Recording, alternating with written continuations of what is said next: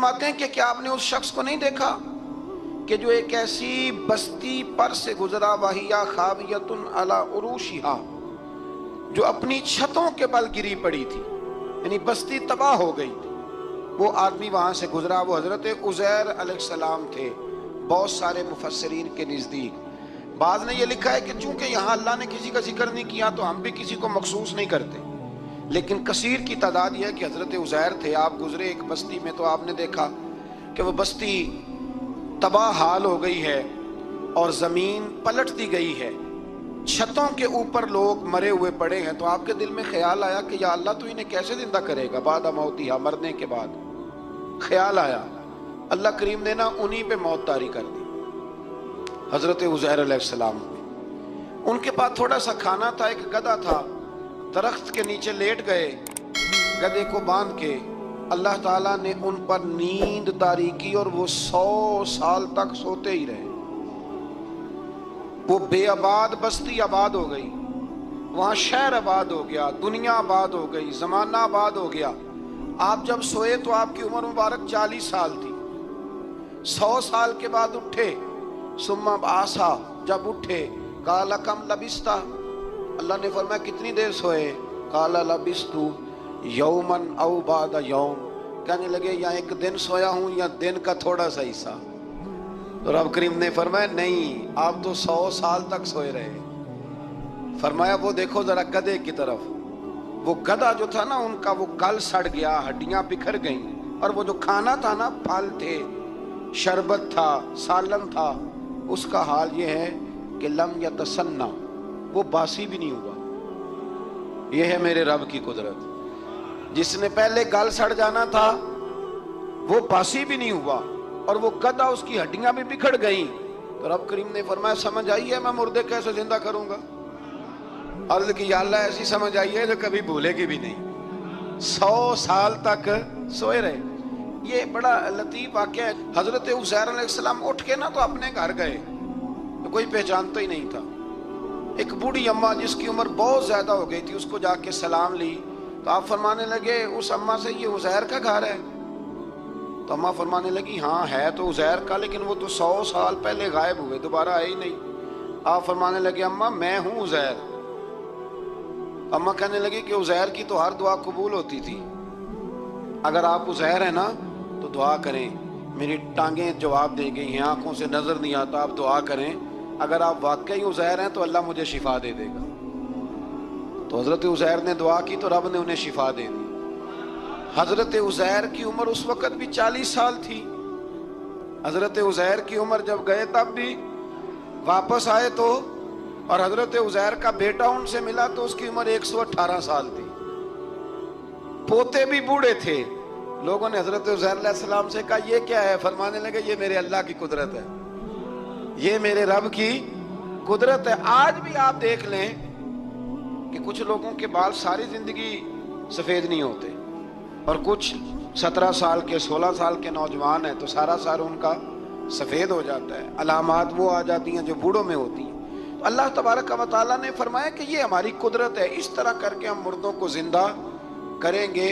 जब मोमिन कब्रों से उठेंगे ना, मोमिन आंख खुलेगी तो कहेंगे सवेरा हो गया, जैसे अभी सोए थे ना, कहेंगे दिन चढ़ गया। तो अल्लाह फरमाएगा हाँ दिन भी चढ़ गया है और रब रसूल के दीदार का नजारा भी तुम्हें दिया जाएगा। उठो, बड़ी शानदार सुबह हुई है। और काफिर जब उठेगा तो कहेगा ओहो अब मेरे लिए क्या नई सजा है। तो इससे बिल्कुल आगे मुत्तसिल हजरत इब्राहीम अलैहिस्सलाम का वो वाकया इसी पारे में जिक्र किया गया है। जब हजरत इब्राहीम अलैहिस्सलाम ने कहा था कि अल्लाह मुझे दिखा तो मुर्दे कैसे जिंदा करेगा, तो रब करीम ने फरमाया यकीन नहीं। अर्ज किया अल्लाह इत्मीनान कल्बी के लिए एक इल्मुल यकीन होता है, एक ऐनुल यकीन होता है, एक हक्कुल यकीन होता है। कहा या अल्लाह मैं इत्मीनान कल्बी के लिए, तो अल्लाह ने फरमाया 4 परिंदे ले लो। हजरत इब्राहीम अलैहिस्सलाम ने 4 परिंदे लिए। उसने लिखा है कव्वा था, मोर था, मुर्गी थी, कबूतर था, मुख्तलिफ नाम आए। वो 4 परिंदे लिए, फिर उनको ज़िबा किया, फिर उनका कीमा बनाया, फिर गोश्त एक दूसरे में मिक्स किया, फिर 4 मुख्तलिफ पहाड़ियों पे रखा, اللہ نے فرمایا مکس ہو گئے نا آپس میں، اب تم آواز دو۔ حضرت ابراہیم نے آواز دی اور رب نے زندگی دی، اور وہ پرندے اپنی ٹانگوں پر چلتے ہوئے حضرت ابراہیم کے پاس آ کے کھڑے ہوئے تو فرمایا ابراہیم جس طرح ان کو زندہ کیا نا، اسی طرح پھر قبروں سے میں ہڈیاں بھی زندہ کر کے نکال دوں۔ میں ایک فلسفی کو پڑھ رہا تھا، یہ ہمارے جدید دور کے فلسفی بڑے عجیب باتیں کرتے ہیں۔ وہ کہتے ہیں جی ہوا ایسی چلتی ہے کہ انسان قبر میں ہوتا ہے تو ہڈیاں گل سڑ جاتی ہیں تو کوئی بھی نہیں بچتا، اور پھر آپ کہتے ہیں کہ کچھ کو عذاب ہوتا ہے کچھ کو ثواب ہوتا ہے، تو قبر کے اندر جب مردے چلے گئے تو آپ یہ بھی کہتے ہیں بعض لوگ ایک ایک قبر سے 70 اٹھیں گے تو ایک کو عذاب ہو رہا ہے ایک کو ثواب ہو رہا ہے، یہ کیا ماجرا ہے؟ ہمارے بزرگوں نے جواب دیا ہے، ہمارے بزرگوں نے یہ جواب دیا ہے کہ یہ ہوائیں یہ فضائیں یہ ساری اللہ کی قدرت ہے۔ ہر آدمی کو ٹھنڈ لگ جاتی ہے سردیوں کے موسم میں۔ میں نے کچھ ایسے بندے دیکھے ہیں، بلکہ کوئی مجھے کہے گا تو میں دکھا دوں گا، ساری سردیاں سویٹر نہیں پہنتے، پھر فوت ہو جاتے ہیں، اور کئیوں نے 6 پہنے ہوتے ہیں، پھر بھی دانت کے ساتھ دانت بج رہا ہوتا ہے، وہ کہتے ہیں توبہ توبہ بڑی ٹھنڈ ہے۔ یہ بھائی آب و ہوا ایک ہی ہے، لیکن وجود کے اثر قبول کرنے کے معاملات بھی اور ہی ہے۔ یہی معاملہ قبر میں ہوگا۔ لیکن حضرت عزیر علیہ السلام کے گدھے نے بھی آب و ہوا لکھی اور کھانے نے بھی، تو گدھا گل سڑ گیا پر کھانا گلا سڑا۔ دوسری بات یہ کہ قبر میں بندے اکٹھے ہیں تو کسی کو عذاب تو کسی کو ثواب۔ تو امام جلال الدین سیوطی رحمۃ اللہ علیہ فرماتے ہیں 2 بھائی اگر ایک پلنگ پہ سوئے ہوں تو ایک خواب میں لاہور ہوتا ہے دوسرا پشاور ہوتا ہے، سوئے کہاں ہوتے ہیں؟ اکٹھے ایک پلنگ پہ۔ وہ ایک کہتا ہے میں رات کو لاہور تھا، اور دوسرا کہتا ہے نہیں تو غلط کہہ رہا ہے میں تو پشاور تھا، تو ہوتے کہاں ہیں؟ تو اگر ایک جگہ پہ آپ موجود ہیں اور اللہ تبارک و تعالیٰ نے آپ کو روحانی طور پر کہیں کا کہیں پہنچا دیا ہے، تو اسی طرح قبروں میں بھی اگر کسی کو عذاب ہوگا تو ہو ہی جائے گا، اللہ معاف کرے، اور اگر کسی پہ رحمت ہوگی تو وہ بھی انشاءاللہ ہو ہی جائے گی۔ تھوڑا سا آگے بڑھتے ہیں۔ پھر اللہ تبارک و تعالیٰ نے نا اپنی راہ میں خرچ کرنے کی بات ارشاد فرمائی، فرمایا اگر تم میری راہ میں خرچ کرو گے تو میں تمہیں 700 گنا کر کے واپس کروں گا۔ اللہ کی راہ میں خرچ کریں گے تو کتنا ملے گا؟ یہاں بھی معاملہ یقین کرنے کا ہے۔ قوم کو یقین آ جانا کہ ڈبل ہو جائیں گے تو ساری قوم لٹ جاتی ہے۔ اگر اتنا یقین ہو جائے نا ڈبل ہو جائیں گے تو لٹ جاتی ہے، تو اگر یہ بھی یقین ہو جائے نا کہ 700 گنا ہو جائیں گے تو پھر بھی میرا خیال یہ ہے کہ قوم لٹنے کو تیار ہو سکتی ہے، لیکن وہاں لٹ کے برباد ہوتے ہیں۔ رب رسول کے رستے میں لٹیں گے تو آنے والی نسلوں کو بھی اللہ آباد فرما دے گا، اللہ آباد کر دے گا آنے والی نسلوں کو۔ تو میرے دوستو تھوڑا سا آگے جب ہم اس پارے میں چلتے ہیں تو اللہ تبارک و تعالیٰ نے 2 باتیں ارشاد فرمائیں۔ ایک تو ارشاد فرمایا کہ شیطان تمہیں نا 2 چیزوں کے بارے میں اکثر ورگلاتا ہے۔ ایک تمہیں کہتا ہے کہ کنجوسی کرو، فقر تنگ دستی ہو جائے گی اگر خرچ کرو گے، اور دوسرا تمہیں کہتا ہے بے حیائی کرو۔ اللہ نے فرمایا یہ 2 کام تم نے کرنے نہیں، نہ تم نے بخل کرنا ہے اور نہ تم نے بے حیائی کرنی ہے۔ اور پھر آگے جا کے ارشاد فرمایا کہ دانائی بڑی حکمت ہے، عقل مندی بڑی حکمت ہے، زندگی دانائی سے گزارو۔ یؤتی الحکمت من یشاء، اللہ جسے چاہتا ہے حکمت عطا کرتا ہے۔ ومن یؤت الحکمت فقد اوتی خیرا کثیرا، اور جسے اللہ نے دانائی دی نا عقل، اللہ فرماتا ہے اسے ہم نے خیر کثیر عطا کی۔ کام سارے ہی ہو جاتے ہیں پر جو عقل کے ذریعے کیا جائے نا، شیخ سعدی نے کہا تھا اگر تیرے پاس 1 من علم ہے نا تو 10 من عقل کی بھی ضرورت ہے، پھر وہ علم آگے پہنچتا ہے۔ 10 من، 1 من شعور کے ساتھ دانائی کے ساتھ۔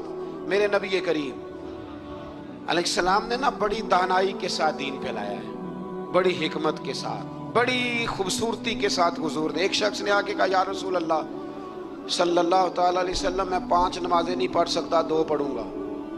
تو صحابہ کہتے ہیں ہمارے دل میں خیال آیا کیسے اجازت ملے گی، نماز تو فرض عین ہے، ہر نماز کی ہر رکعت کا ہر سجدہ فرض ہے، اور یہ پوری 3 نمازوں کی چھٹی مانگ رہا ہے۔ لیکن حضور نے حکمت سے دین پھیلایا، دانائی سے۔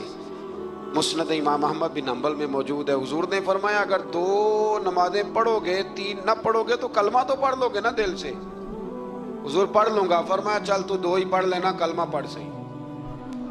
حضرت ابو ہریرہ کہتے ہیں اس نے 3 نمازوں کی چھٹی کی شرط پر کلمہ پڑھا، ابھی پورا ہفتہ نہیں ہوا تھا کہ اس نے 5 نمازیں کیا تہجد بھی شروع کر دی۔ اس شخص نے پھر اشراق اور چاشت بھی پڑھی، وہ ساری رات مصلی پہ بھی بیٹھا۔ لہٰذا دانائی کے ساتھ گھر بھی آپ کا حکمت سے چلے گا، دانائی سے چلے گا، دکان بھی آپ کی حکمت اور دانائی سے چلے گی۔ تو مسلمان اس کو نہیں کہتے جو جذباتی ہو جائے، جو فٹافٹ مرانے پہ اتر آئے، اس کو کہتے ہیں جو بڑی دانائی کے ساتھ، حکمت کے ساتھ چیزوں کو لے کے آگے بڑھتا ہے۔ پھر اللہ تبارک و تعالیٰ نے 5ویں سے 6ٹھے رکوع میں سود کی حرمت بیان کی، اور اللہ کریم نے فرمایا کہ یہ جو لوگ کہتے ہیں نا کہ سود بھی تجارت کی طرح ہی ہے، یہ بھی تو کاروبار ہی ہے، فرمایا قیامت کے دن یہ اس طرح کھڑے کیے جائیں گے جس طرح کسی کو شیطان چھو لینا، شیطان چھوتا ہے تو وہ آدمی یوں ہو جاتا ہے جیسے پاگل ہو گیا ہے۔ تو ان لوگوں کو جو سود اور کاروبار کو ایک کہتے ہیں، انہیں بھی قیامت میں پاگلوں کی طرح کھڑا کیا جائے گا۔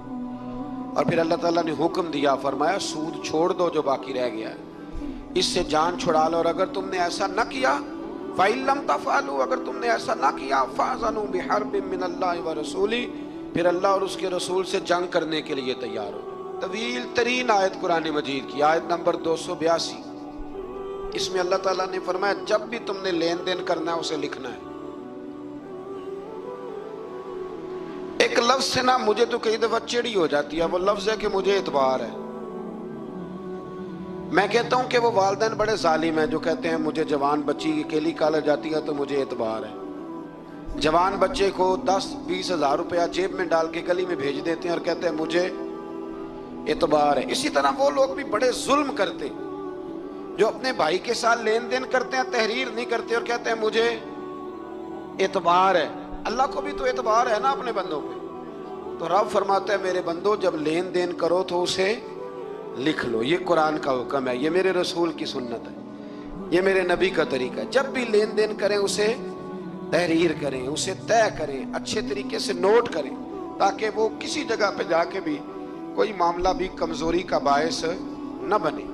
تو اس آیہ کریمہ میں اللہ کریم نے یہ بھی ارشاد فرمایا کہ للہ ما فی السماوات و ما فی الارض، آگے جا کے فرمایا کہ زمین آسمان میں جو کچھ بھی ہے ان سب کا مالک اللہ ہے۔ ہمیں اللہ نے جو کچھ دیا نا وہ استعمال کرنے کے لیے دیا ہے۔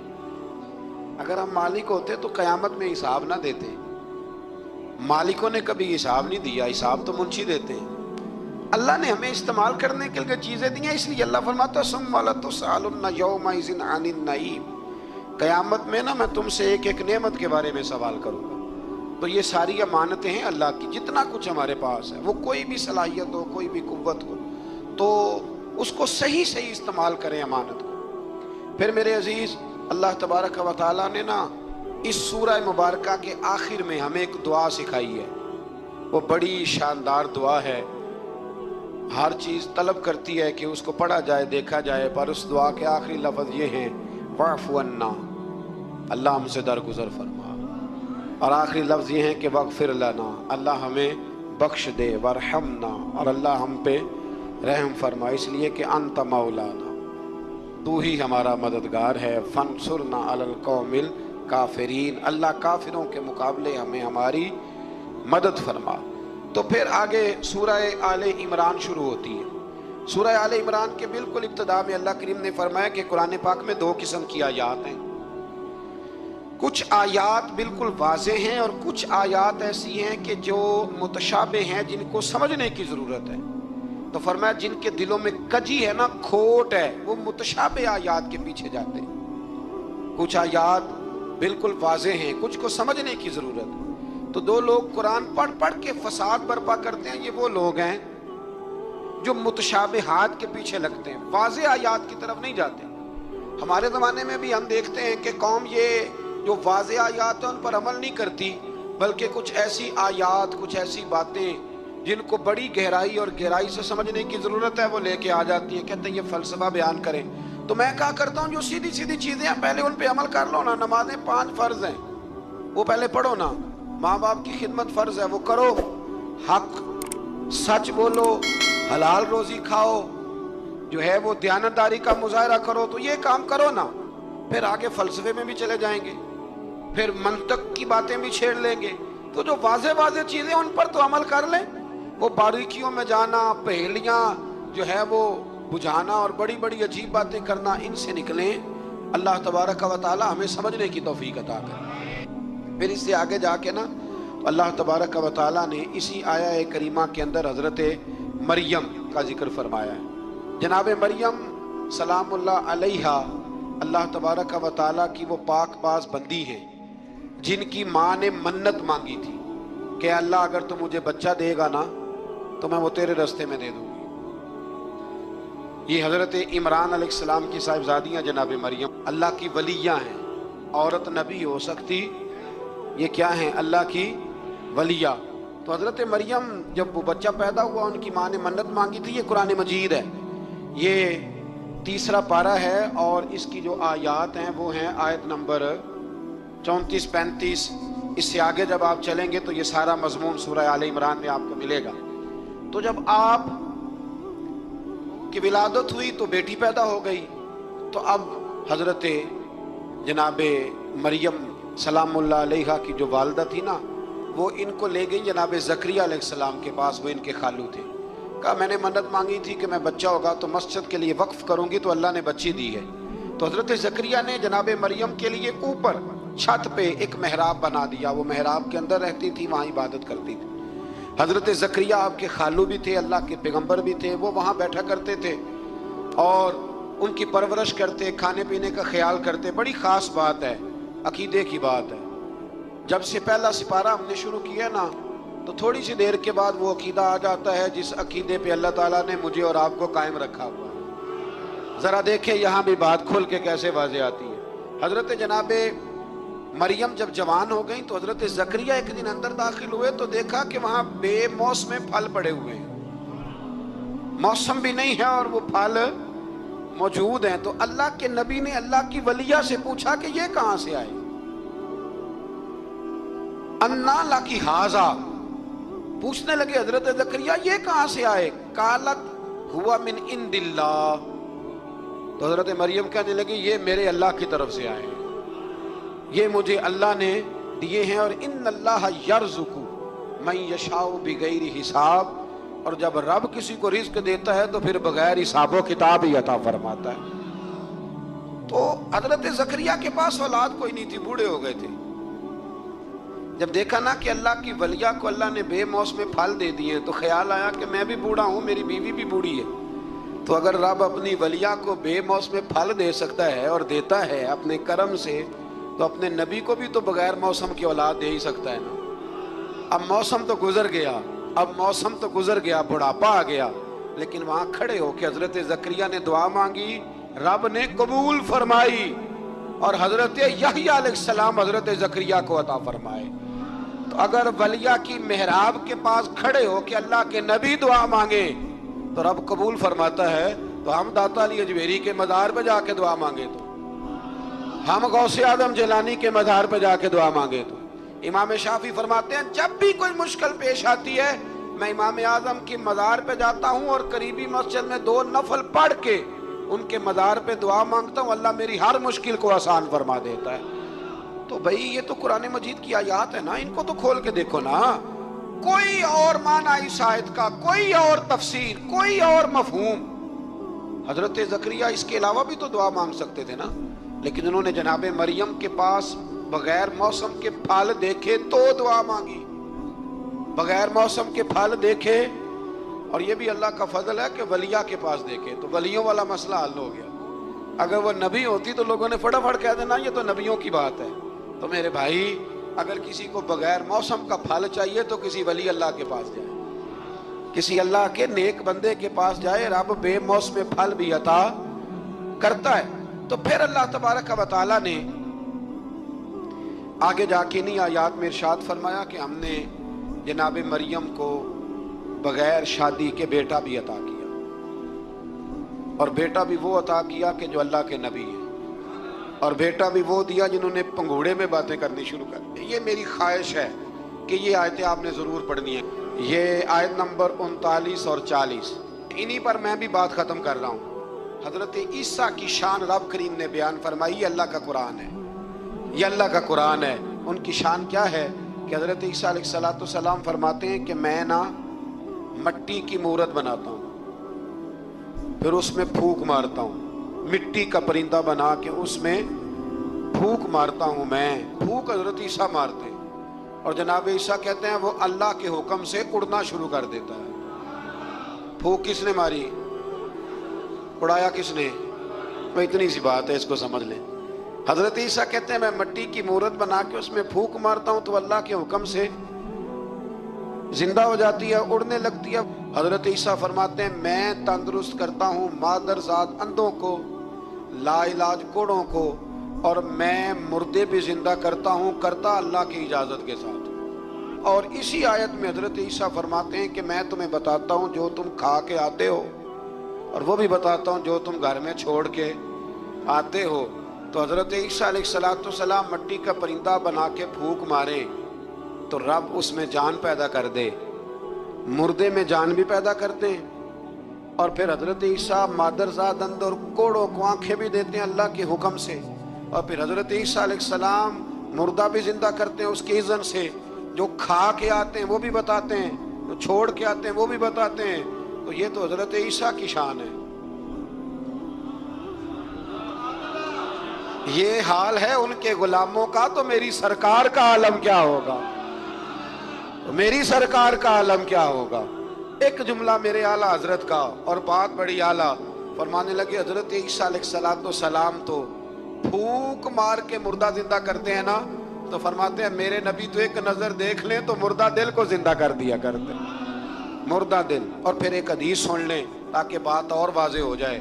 حضور نے فرمایا علماء امتی کا انبیاء بنی اسرائیل، میری امت کے علماء بھی اسی طرح ہوں گے جس طرح بنی اسرائیل کے نبی ہوتے تھے۔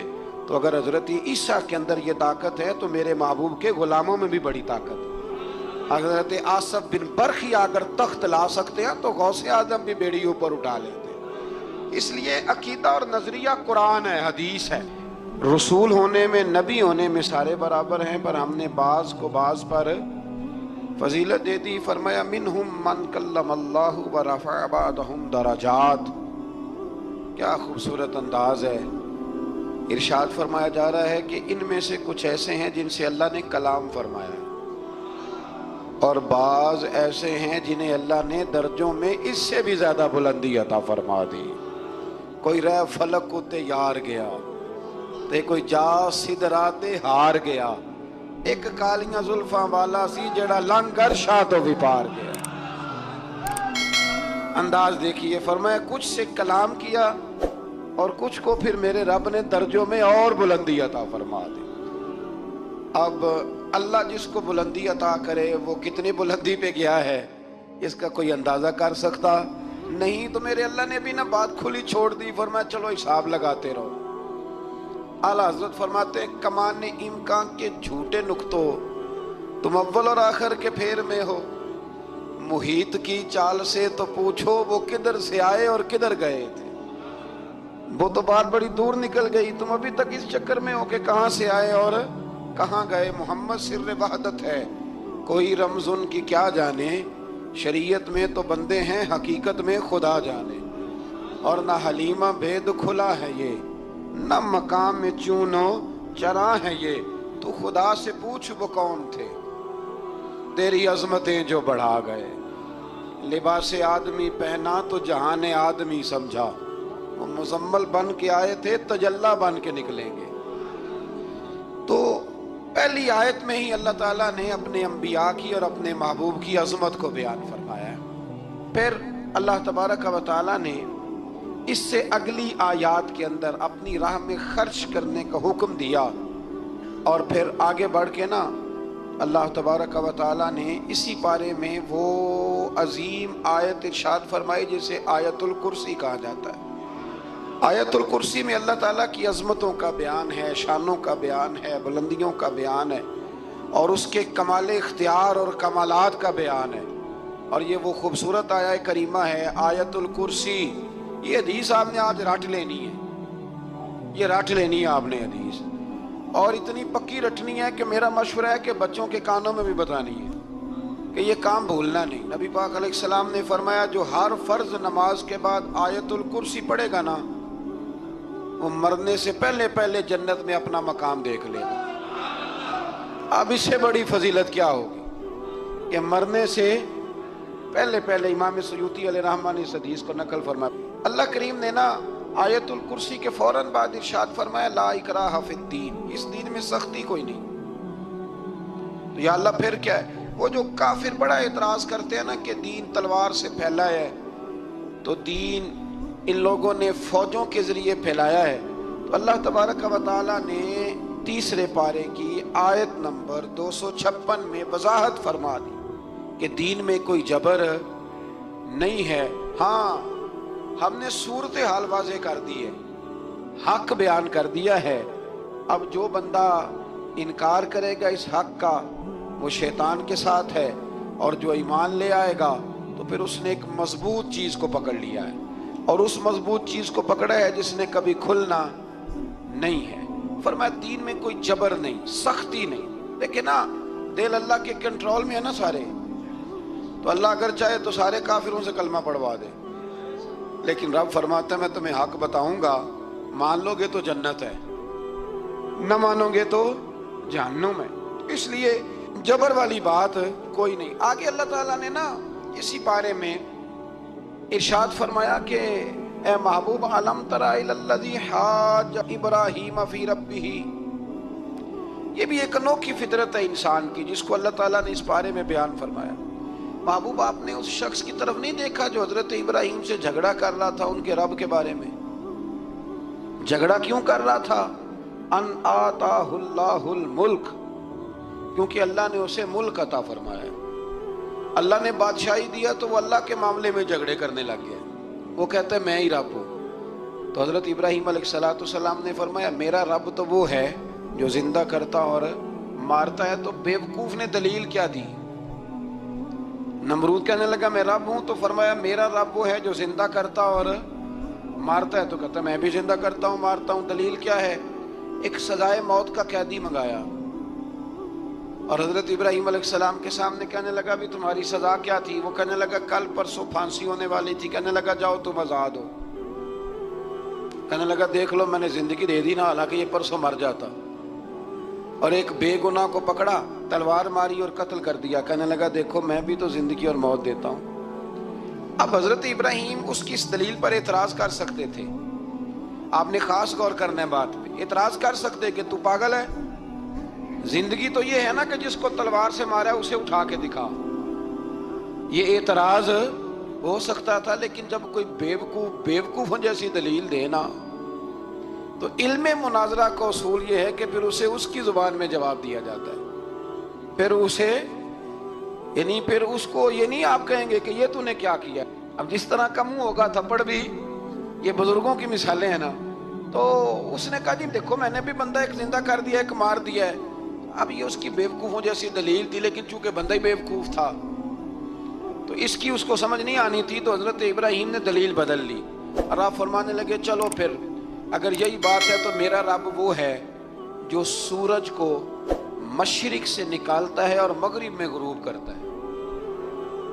تو اگر رب ہے نا تو اس طرح کر فاتی بہا من المغرب، تو اسے مغرب سے نکال۔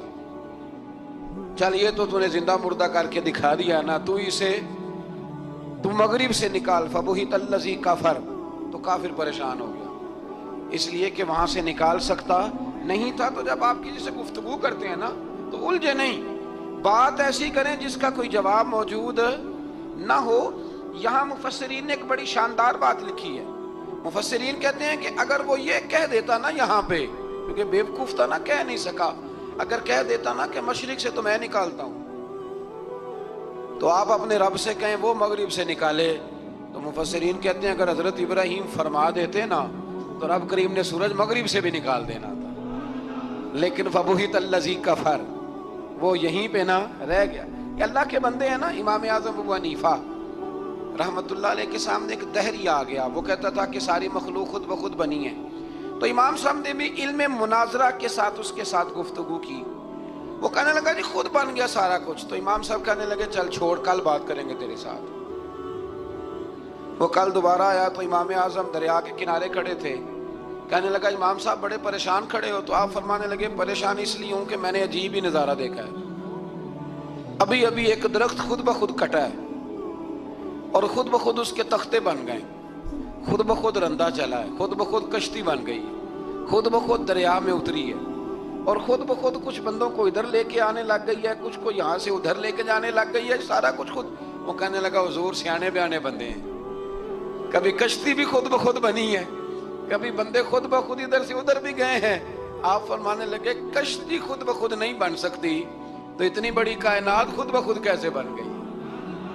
اور اگر بندے ادھر سے ادھر خود بخود نہیں آ سکتے تو بتا یہ سورج اور چاند خود بخود ادھر سے ادھر کیسے روز چلے جاتے ہیں؟ تھوڑی دیر چپ رہا, پھر آ کے امام اعظم کے ہاتھ چومے اور کہنے لگا آپ نے تو کمال کر دیا, میرا ذہن صاف ہو گیا, مجھے کلمہ پڑھائیں, میں بھی مدینے والے محبوب کا غلام بن جاتا.